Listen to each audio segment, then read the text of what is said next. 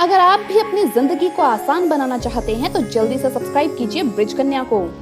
क्या हुआ जब गंगा नदी में तैरती हुई मिली 21 दिन की नवजात बच्ची और यहाँ का नजारा देखकर वहाँ उपस्थित सभी लोगों के होश उड़ गए। दोस्तों, वीडियो शुरू करने से पहले महादेव के सच्चे भक्त कमेंट में हर हर महादेव जरूर लिखे। दोस्तों, देवों के देव महादेव के लिए एक लाइक तो जरूर बनता है।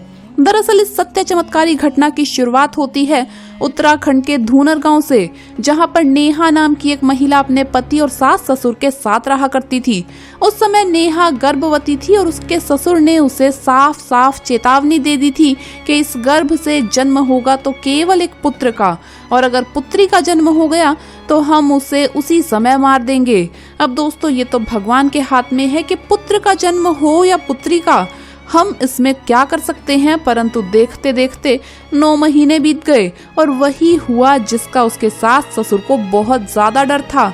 नेहा ने एक पुत्री को जन्म दिया और ये खबर जब नेहा के सास ससुर को पता चली तो उनके चेहरे लाल पीले हो गए। उनके घर में साक्षात लक्ष्मी जी का जन्म हुआ था, परंतु उनके चेहरे पर प्रसन्नता का भाव तक नहीं था।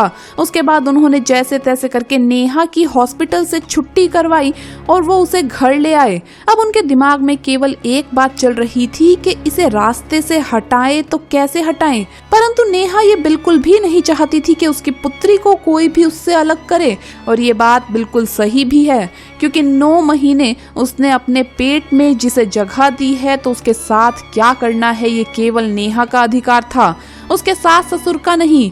फिर भी उसके सास ससुर ने एक बहुत ही घटिया प्लान बनाया। उन्होंने सोचा कि जब रात का समय होगा और नेहा सो रही होगी तब चुपके से वो उसकी नवजात पुत्री को मार देंगे। परंतु उनकी ये सभी बातें नेहा ने सुन ली थी।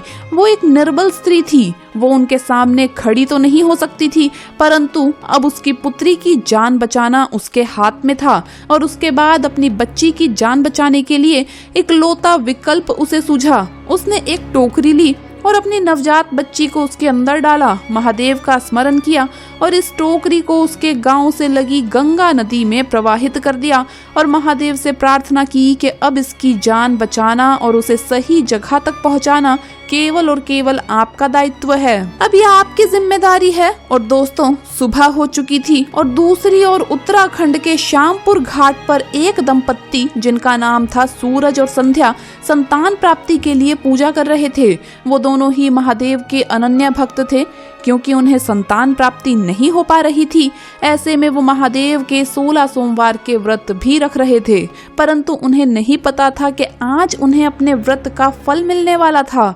जब वो उस समय श्यामपुर के घाट पर पूजा कर रहे थे तभी उनकी नजर पड़ी कि सामने से एक टोकरी बहती हुई आ रही है और उस टोकरी के अंदर से रोने की बहुत तेज आवाजें आ रही है। और जब सूरज और संध्या ने उस टोकरी को गंगा नदी से निकाला तो अंदर का दृश्य देखकर वो हैरान रह गए, क्योंकि उसमें 20 दिन की एक नवजात बच्ची थी। उनका हृदय अंदर ही अंदर ये कह रहा था कि उस माँ की ऐसी क्या मजबूरी होगी कि उसने ऐसा कदम उठाया, परंतु उन्हें ये भी लग रहा था कि शायद ये हमारी पूजा का ही फल है जो महादेव ने हमें प्रदान किया है। उसके बाद सूरज और संध्या ने सभी सरकारी नियमों को खत्म किया और 20 दिन की बच्ची को गोद ले लिया, और उसे गोद लेने के बाद मानो उनके जीवन में अपार खुशियां आ चुकी थी। उनके घर में किलकारियां गूंज रही थी और जिस खुशी की उन्हें तलाश थी, महादेव की कृपा से आज वो उन्हें प्राप्त हो गई थी, और उस बच्ची का नाम उन्होंने स्वर्णा रखा। अब धीरे धीरे स्वर्णा बड़ी हो रही थी। पढ़ने लिखने के मामले में उसका दिमाग काफी तेज था, और जब वो 20 साल की हुई, क्योंकि उसका दिमाग पढ़ाई लिखाई में बहुत तेज था, उसने ये निर्णय लिया कि वो यूपीएससी के एग्जाम देगी। उसके जो माता पिता थे सूरज और संध्या, उन दोनों ने भी उसे बहुत सपोर्ट किया। वो दिन रात पढ़ाई करती, 17 से 18 घंटे वो रोजाना यूपीएससी की तैयारी किया करती थी, और इसका परिणाम ये निकला कि मात्र 20 से 21 वर्ष की उम्र में ही उसने यूपीएससी के एग्जाम क्लियर कर लिए और आईपीएस की पोस्ट पर उसका सिलेक्शन हो गया, और वो अपने क्षेत्र में भी बहुत अच्छा काम करने लगी थी। वो काफी ईमानदार आईपीएस ऑफिसर थी जो महादेव की भी अनन्य भक्त थी। देखते ही देखते चारों ओर स्वर्णा का नाम होने लगा। कभी उसके बारे में अखबार में आता तो कभी न्यूज वाले उसका इंटरव्यू लेते।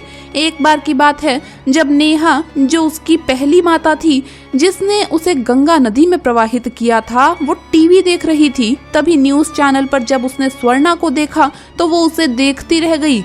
जब उसके पति ने पूछा कि तुम इतना इसे क्यों घूर रही हो, तब उसने कहा कि ये मेरी बेटी है। दोस्तों, भले ही कोई इंसान किसी दूसरे इंसान को बरसों बाद पहचान पाए या ना पहचान पाए, लेकिन एक माँ अपने बच्चे को कभी भी पहचान सकती है। और स्वर्णा को पहली नजर में देखकर ही नेहा ने पहचान लिया था। साथ ही उसके गले पर जो तिल था वो ये बयां कर रहा था कि ये वही लड़की है जिसको नेहा ने गंगा नदी में 20 साल पहले प्रवाहित किया था। और उसने अपने पति से चाहत रखी कि अब मुझे किसी भी हालत में उससे मिलना है, क्योंकि मेरी बेटी ने इतना नाम रोशन किया है। उसने अपने पति से बहुत जिद की और वो दोनों उत्तराखंड के श्यामपुर के लिए रवाना हुए। और श्यामपुर पहुंचकर नेहा ने स्वर्णा, सूरज और संध्या को जो 20 साल पहले उसने किया था उन सभी घटनाओं के बारे में बताया। सूरज और संध्या को तो ये बात बहुत अच्छी तरह से समझ आ गई थी, परंतु स्वर्णा अपनी असली माँ से बहुत नाराज थी और उसका चेहरा देखना तक पसंद नहीं कर रही थी।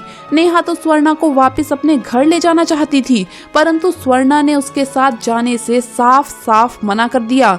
उसके बाद वो अपनी बेटी व उसके नए माता पिता से मिलकर पुनः अपने धूनर गाँव चली गई।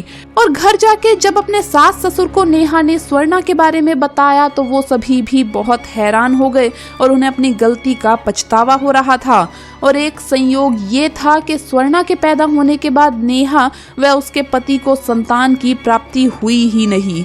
दोस्तों, पता नहीं हमारे भारत में लड़कियों को बोझ समझा क्यों जाता है। कभी कभी तो उनकी भ्रूण में ही हत्या कर दी जाती है, और अगर वो पैदा हो भी जाती है तो उन्हें कचरे के डिब्बे में फेंक दिया जाता है या स्वर्णा की तरह गंगा नदी में प्रवाहित कर दिया जाता है।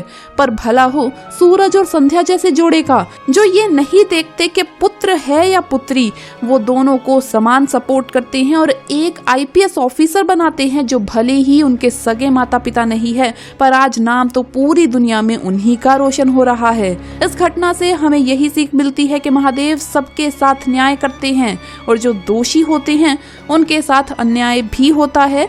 जल्दी से आप कमेंट बॉक्स में बताइए आपको ये घटना कैसी लगी और लड़कियों के प्रति आपकी क्या सोच है वो भी जरूर बताइएगा। वीडियो को लाइक करें, चैनल को सब्सक्राइब करें ताकि आपको ऐसी घटना हमेशा देखने को मिलती रहे। अभी के लिए आप सभी महादेव के भक्तों को हर हर महादेव।